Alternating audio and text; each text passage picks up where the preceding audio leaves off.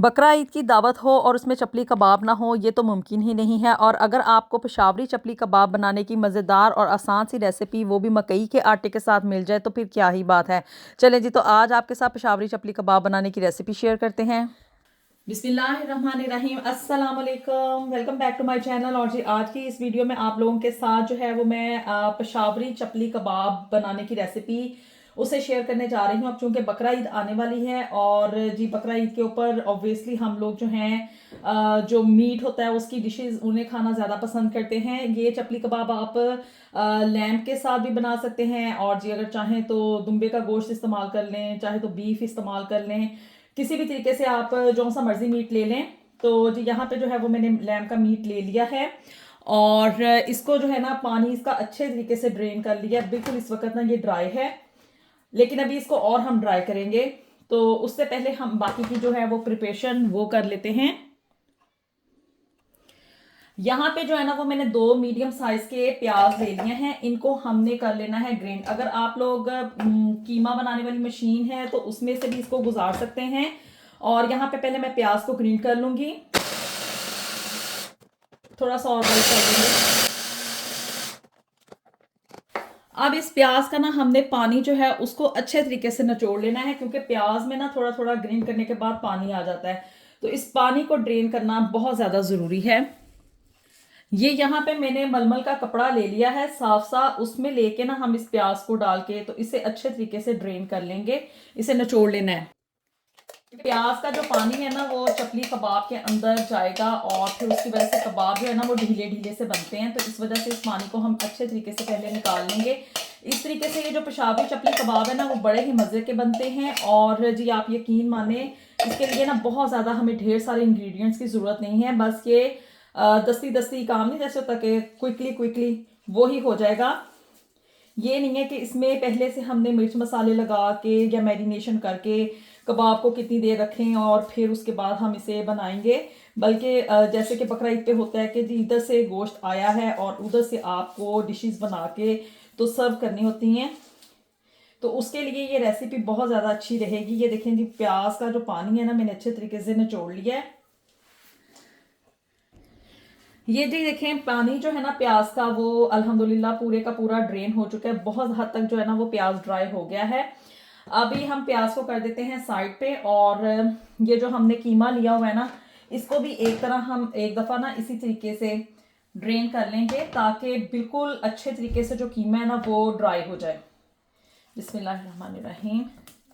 वैसे तो कीमे को वॉश करके मुमकिन हद तक मैंने इसमें से पानी रिमूव कर दिया है, लेकिन ये कपड़े में डाल के ना मलमल में इसको एक दफ़ा निचोड़ लेंगे ताकि बिल्कुल अच्छे तरीके से कीमा जो है ना उसका पानी निकल जाए। इससे भी अब हम प्याज के साथ शामिल कर लेंगे कीमे को।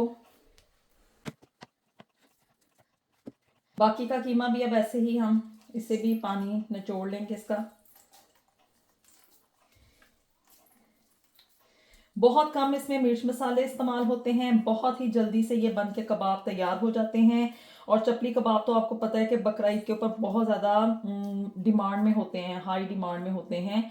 और सबको ये होता है कि जी अब हमने चूँकि कुर्बानी दे दी है और उसके बाद जो कुर्बानी का गोश्त है उसको अच्छे तरीके से लोग खाना चाहते हैं।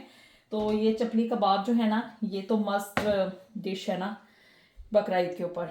तो जी ये देखें हमारा प्याज और जो कीमा है ना वो अच्छे तरीके से इसका पानी हमने निचोड़ लिया है।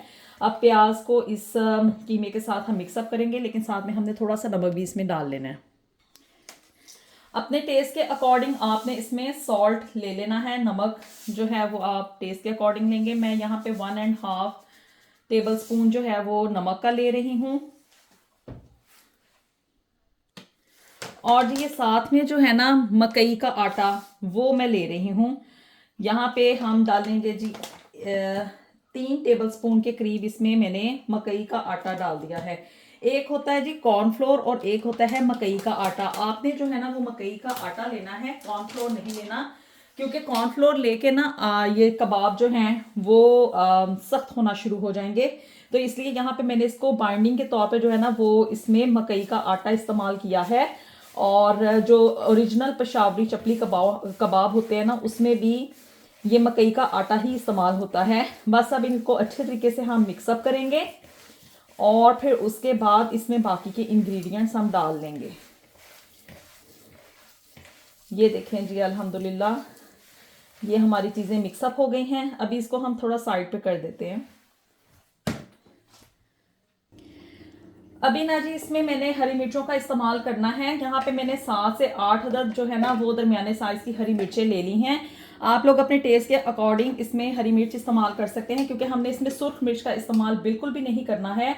ओनली इसमें हरी मिर्च और नमक ही जाएगा, तो इसलिए आप मिर्चें थोड़ी जो है ना हरी इसको ज़्यादा अमाउंट में ही लें, तो तभी इसका टेस्ट जो है ना वो बेटर डिवेलप होगा।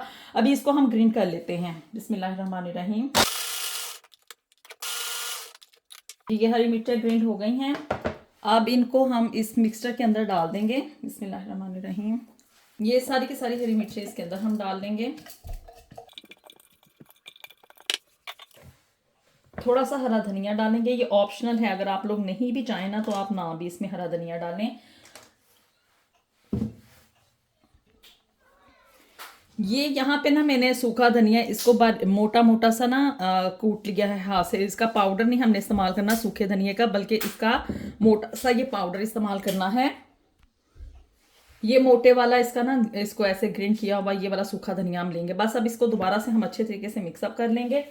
और आप लोग अगर चाहें ना तो 1 टेबल स्पून इसका कॉर्नफ्लोर का, यानी कि ये जो कॉर्नफ्लोर में मकई का आटा जो है ना, इसका 1 टेबल स्पून हम और इस्तेमाल कर लेंगे।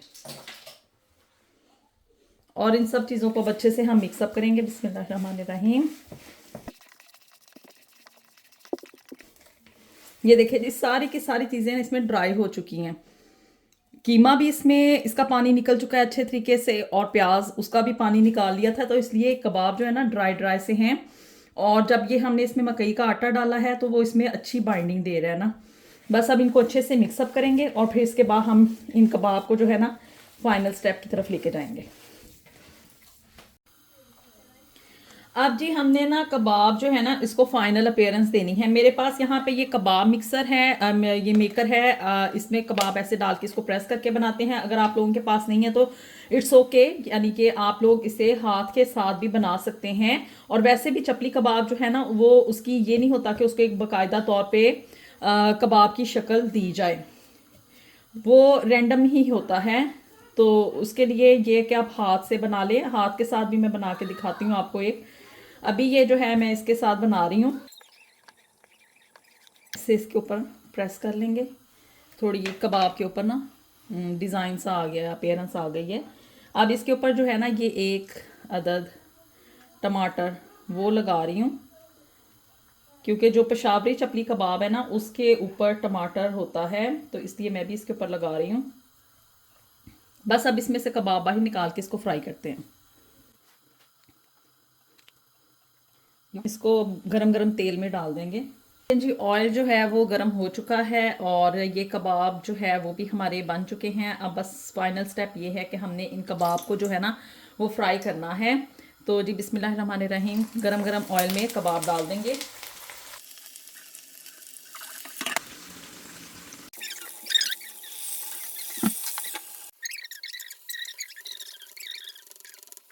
अच्छा जी, जितनी देर अभी ये हो रहे हैं ना उतनी देर में आपको ना 1-2 कबाब जो है वो तवे के ऊपर भी करके दिखा दूँ कि इन कबाब को ना हम तवे के ऊपर भी बना सकते हैं, कोई इतना इसमें ख़ास इशू नहीं है।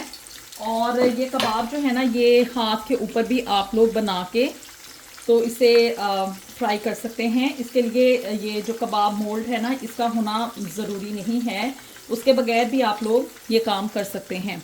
तो जी ये बस इस तरह से इसको चपली कबाब की तरह अपीयरेंस दे लेनी है। चाहें तो इसके ऊपर टमाटर लगा लें, अगर नहीं भी दिल तो आप उसको स्किप भी कर सकते हैं। तो जी ये बस अब इसको हम फ्राई कर लेंगे तवे के ऊपर। बिस्मिल्लाहिर्रहमानिर्रहीम। अब ऐसे ही हम और कबाब भी बना लेंगे। ये देखें जी तवे के ऊपर इस कबाब को बनाना भी आसान है, और ये बस इसको थोड़ा थोड़ा प्रेस करें ताकि कीमा जो है वो अंदर तक गल जाए। और ये देखें जी, माशाल्लाह से कितना परफेक्ट हमारा कबाब तवे के ऊपर भी रेडी हो चुका है। और जी ये देखें अल्हम्दुलिल्लाह हमारे मज़ेदार किस्म के जो चपली कबाब हैं वो बन के हो चुके हैं तैयार। टमाटर के साथ भी कुछ मैंने आपको फ्राई करके दिखाए और कुछ जो हैं वो हाथ के साथ और बगैर जो है वो टोमेटो के उसके साथ भी आपको फ्राई करके दिखाया। आप लोगों का जैसा दिल करे आप लोग उस तरह से इसको एंजॉय करें और जिस भी सॉस के साथ आप खाएंगे आपको बहुत ज़्यादा मज़ा आएगा। मेरी तो ये आपको एडवाइस है कि आप लोग इसे बगैर किसी चटनी के बगैर किसी सॉस के ट्राई करें। बहुत मज़ेदार किस्म के ये पेशावरी चपली कबाब बन के होते हैं तैयार।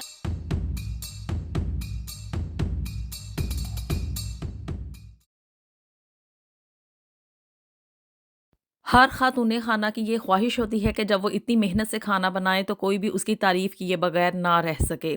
तो इस बकरा ईद पे आप चपली कबाब को भूल जाएं और उसकी जगह ये नए तरीके के कबाब जो हैं इसको आप ट्राई करें। यकीन माने आप ईद की दावत में आपकी तारीफ़ों के पुल बांधे बगैर कोई भी नहीं रह सकेगा। बहुत ही मज़ेदार किस्म के ये कबाब जो हैं वो बन के तैयार होते हैं। तो चले जी आज इस कबाब की रेसिपी आपके साथ शेयर करते हैं। यहाँ पे मैंने 1 किलो जो है वो कीमा ले लिया है और जी ये यहाँ पे मटन का कीमा है। आप लोग चाहें तो अगर बड़ा कीमा इस्तेमाल करना चाहें वो भी इस्तेमाल कर सकते हैं। और जी इन कबाब की ये क्वालिटी है कि अगर आप लोग चाहें तो इसे चिकन के कीमे के साथ भी बना सकते हैं। सेम यही रेसिपी होगी। तो जी यहाँ पे मैंने कीमा लेके उसको अच्छे तरीके से वॉश कर लिया है और इसके अंदर 7 से 8 अदद तकरीबन हरी मिर्चें ले ली हैं, 2 मीडियम साइज़ के प्याज ले लिए हैं और एक जो है वो रेड बेल पेपर ले ली है। यानी कि जो शिमला मिर्च होती है ना उसको हमने रेड कलर में लेना है।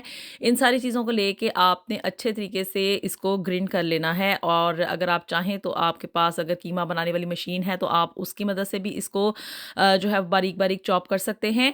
और इन सब चीज़ों को आपने जब भी चॉप करना है तो इस बात का ख़्याल रखें कि आप इनका पानी निकाल लें। जी, पानी निकालना बहुत ज़्यादा ज़रूरी है और इसी तरह से कीमे का भी आपने पानी जितना मुमकिन हो सके उतनी हद तक आपने इसका पानी जो है ना उसको निकाल लेना है। अगर ये वेट से होंगे ना तो फिर ये अच्छे तरीके से बन नहीं पाएँगे और दूसरा ये कि फिर स्टिक के ऊपर भी अच्छे तरीके से टिकेंगे नहीं। तो इसको कबाब को यही है कि इनको बनाने के लिए ना आपने इसका पानी जो है ना वो अच्छे तरीके से ड्रेन कर लेना है। और यहाँ पे जो है वो मैंने 2 मीडियम साइज़ के प्याज लेके उसको भी मैंने ग्राइंड कर लिया है और फिर उसके बाद इनका पानी अच्छे तरीके से निकाल के इन सारी चीज़ों को आपने अच्छे तरीके से मिक्स अप कर लेना है। यहाँ पे जो है वो कीमे के अंदर मैंने हरी मिर्चें और जी शिमला मिर्च जो कि मैंने रेड कलर में ली थी वो और 2 मीडियम साइज़ के प्याज उनको ग्राइंड करके उनका पानी ड्रेन करके उसे कीमे के अंदर डाल दिया है। और जी यहाँ पे तकरीबन 1.5 टेबल स्पून के करीब मैंने सॉल्ट लिया है, यानी कि नमक आपने अपने टेस्ट के अकॉर्डिंग लेना है। ये मैंने एस्टिमेटेड आपको एक क्वांटिटी बताई है। और 1 टेबल स्पून आपने जो कोरिएंडर होता है ना यानी कि सूखा धनिया उसको मोटा मोटा सा कूट के वो आपने इसमें डाल लेना है। 1 ही टेबल स्पून इसमें मैंने ज़ीरा पाउडर डाला है। ये बारीक जो मार्केट का बना हुआ ज़ीरा पाउडर होता है ना वो वाला लिया है, यानी कि इसको मैंने मोटी फॉर्म में नहीं लिया बल्कि जो है वो बारीक पिसा हुआ ज़ीरा लिया है।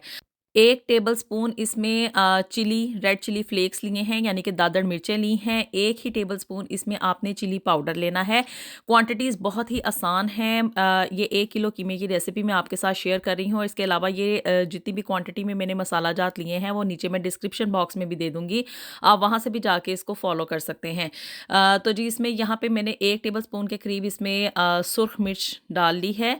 अब बस इन चीज़ों को आपने अच्छे तरीके से मिक्सअप कर लेना है और इसको रेफ्रिजरेटर में या फ्रिज में या अगर आप चाहें तो बाहर इसलिए ना रखें कि कीमा जो है वो पानी छोड़ देगा। तो आप बेहतर यही है कि इसको आप फ्रिज में जो है ना वो 3 से 4 घंटे तक के लिए इन सारी चीज़ों को इसमें मिक्सअप करके आप रख दें, इसको रेस्ट करने दें ताकि ये जो नमक मिर्च वगैरह हमने इसमें डाली और बाकी के मसाला जात इसमें डालने हैं ना वो उनका टेस्ट जो है वो इसके अंदर अच्छे तरीके से डेवलप हो जाए। यहाँ पे तकरीबन 3 से 4 घंटे गुज़रने के बाद अब इस कीमे को जो है वो हम कुक करेंगे, इसके हम कबाब बनाएँगे। यहाँ पे मेरे पास सीख कबाब यानी कि सीख बनाने के लिए नहीं है, तो यहाँ पे जो बारीक वाली स्टिक्स होती हैं ना उनको लेके मैंने उसके जो है ना यहाँ पे स्टिक्स यानी कि उसके सीख बना लिए हैं। और इसको बनाने का तरीका बड़ा ही आसान है। 3 से 4 अदद आप ये जो बारीक वाली स्टिक्स होती हैं इनको लेके आप एल्युमिनियम फॉइल के अंदर रैप कर लें तो ये आपके स्कीवर टाइप या एक सी सीख की तरह की एक चीज़ तैयार हो जाएगी, जिसके ऊपर के लगा के आप अपने कबाब जो है ना वो ईज़िली बना सकते हैं। जी, तो ये इस तरह से बस इसको रैप करके मैंने बाकी के भी सारे के सारे जो थे वो कबाब बनाने के लिए बेसमेंट या एक सीख या एक स्कीवर्ट जो था वो मैंने तैयार कर लिया है। और जी अब इनके ऊपर हम ये जो कबाब का मिक्सचर बनाया था ना वो अब इसके ऊपर लगाएँगे, और इसके लिए थोड़ी-सी आपको पेशेंस की ज़रूरत होगी, यानी कि आपने सब्र का मुज़ाहिरा करना होगा, क्योंकि कीमे को आपने इसके ऊपर ना अच्छे तरीके से स्प्रेड करना है और इतनी महारत के साथ करना है कि वो इसके ऊपर अच्छे तरीके से टिक भी जाए और जो है ना वो खुल ना पाए।